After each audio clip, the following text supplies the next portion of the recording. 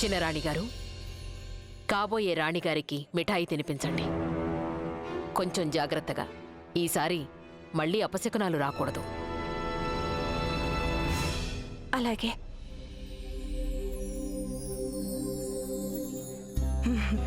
తీసుకోండి.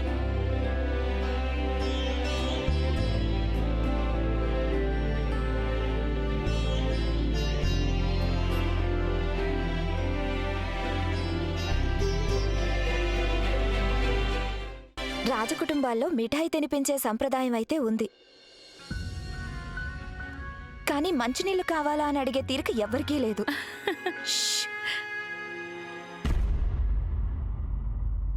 రాజ్మహల్లో గట్టిగా నవ్వడం ఇక్కడి ఆచారాలకు విరుద్ధం.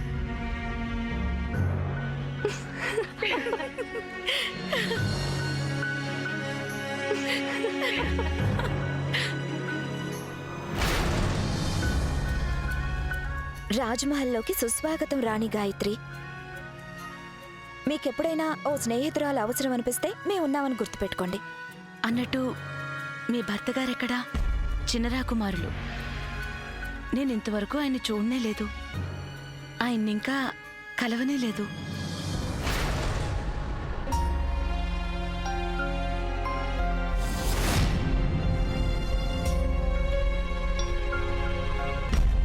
మేం కూడా మా భర్తని ఎప్పుడూ కలవనే లేదు. చిన్నరాకుమారిని అప్పుడప్పుడు కలుస్తూ ఉంటాం. రాజపురోహితులు గారు, మీరు దేని గురించో కంగారు పడుతున్నట్టున్నారు? రాజమాత, నిశ్చితార్థం రోజున అపశకునం ఎదురైంది. దీపం ఆరిపోవడం అపశకునం కాదని నమ్ముతున్నారా? అపశకునం ఎదురైందనుకుంటే దానికి ఏదైనా పరిహారం చూపండి. ఒకవేళ పరిహారం ఏది లేదనుకుంటే మౌనంగా ఉండండి. ఏది ఏమైనా సరే ఈ వివాహం ఆగకూడదు. స్వర్ణలేఖ గారు, మీ ఇద్దరికీ అప్పుడే మంచి స్నేహం కుదిరిందని మేము గమనించాం. ఇప్పుడు వీరికి ఈ రాజకుటుంబం కట్టుబాట్లు, ఇక్కడి ఆచారాలు నేర్పించే బాధ్యత కూడా మీరే వహించాలి. రాజకుటుంబ గౌరవం, ప్రతిష్ఠ, క్రమశిక్షణల గురించి మీరు వీరికి తప్పక తెలియజేయాలి. అలాగే రాజమాత.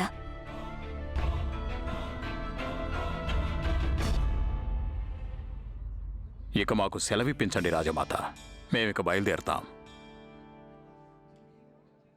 అరే, అప్పుడే వెళ్ళిపోతారా? మీరింకా భోజనం కూడా చేయలేదు. క్షమించాలి రాజమాత, కానీ మా సాంప్రదాయం ప్రకారం కూతురి అత్తారింట్లో మంచినీళ్లు కూడా తాగకూడదంటారు. సెలవిప్పించండి. సేట్ గారు, రాజేశ్వర్, నీ వైఫల్యం మా వైఫల్యం అవుతుంది. నీ కారణంగా మా స్వాభిమానం మమ్మల్ని వేలెత్తి చూపుతోంది.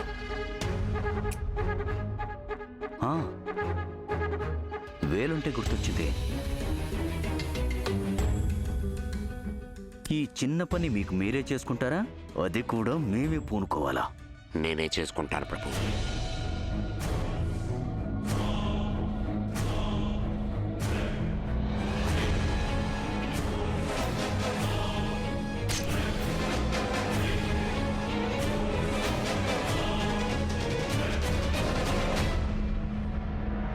రేపు ఉపనయన సంస్కారం ఉంది. అక్కడ రాణాగారి కోసం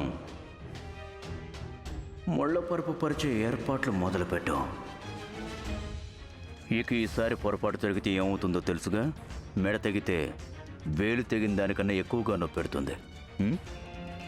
వెళ్ళు.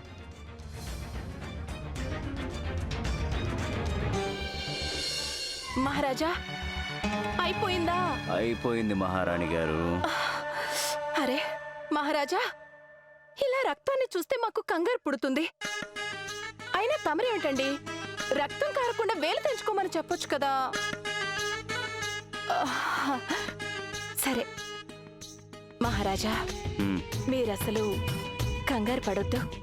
మీ పథకం పారకపోతేనే పోనివ్వండి. కోకిల పేరండి మాది. ఈ ఆటకి ముగింపు మేమే రాస్తాం. మహారాజా, మాకేమో ఓ రహస్యం తెలిసిపోయింది. కోకిల, మహారాజా, మీరు ప్రాధేయపడుతున్నారు కాబట్టి చెప్తున్నాను. చెప్పండి. ఇప్పుడు రాణా గారు స్వర్గానికి ఎప్పుడు వెళ్తారో మనకైతే తెలీదు. హ్మ్, అందుకే మనం ఈ వివాహం ఎలాగైనా ఆపాల్సిందే. వివాహం జరిగితే మరో వారసుడు పుట్టేస్తాడు. తమరికి అసలు అర్థమవుతోందా? కానీ కోకిల, మనం ఈ వివాహాన్ని ఎలా ఆపాలంటారు? మహారాజా, అపశకునాల పేరుతో ఆపుతాం. మీకు తెలుసు కదా, కోకిల పేరండి మాది. ఈ ఆటకి ముగింపు మేమే రాస్తాం. లేచి నిలబడండి. ఏమిటి? లేచి నిలబడండి.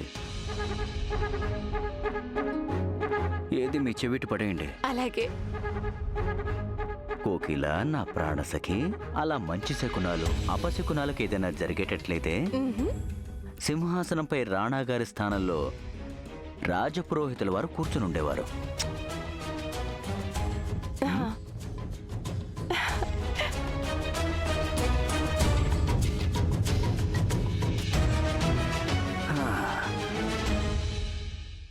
రాజావారు, మగవాళ్ల రాజకీయాలు కుట్రలతో సాగుతుండవచ్చు, కానీ ఆడవాళ్ల రాజకీయాలు శకున శాస్త్రంతోనే సాగుతాయి. ఇప్పుడు మీరే చూస్తారుగా మేమెలాంటి అపశకునాలు సృష్టిస్తామో. ఇక గాయత్రి, నువ్వు ఈ చిన్నరాణి గారి ఆశీర్వాదమైతే అందుకునుండవచ్చు. ఇప్పుడు చూస్తావు కదా మేము నీకెలాంటి సంప్రదాయబద్ధమైన కానుకలిస్తామో.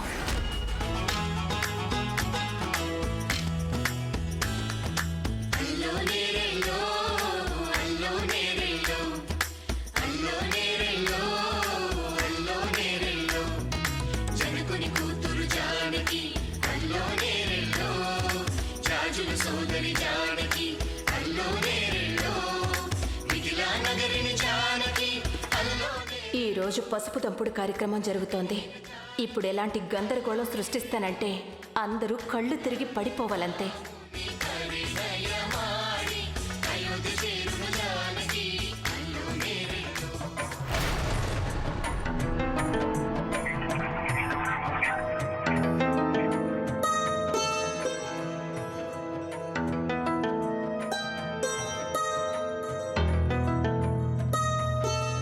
మేమెంత అందంగా ఉంటామంటే చూడగానే అందరికీ కళ్ళు కుడతాయి.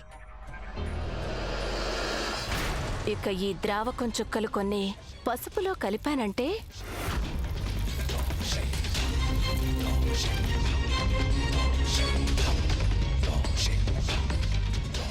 ఇక నీ శరీరమంతా ఎలా మంట రేగుతుందంటే రాణాగారి పేరు కూడా మర్చిపోతావు.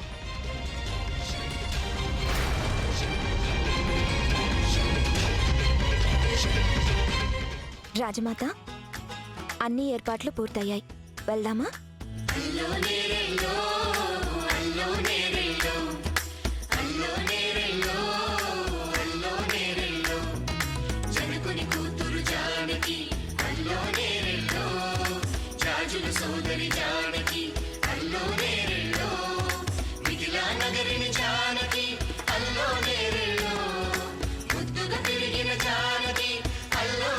రాజమాత, సంప్రదాయం ఏంటంటే అత్తగారు ముందుగా కోడలికి పసుపు రాయాలి.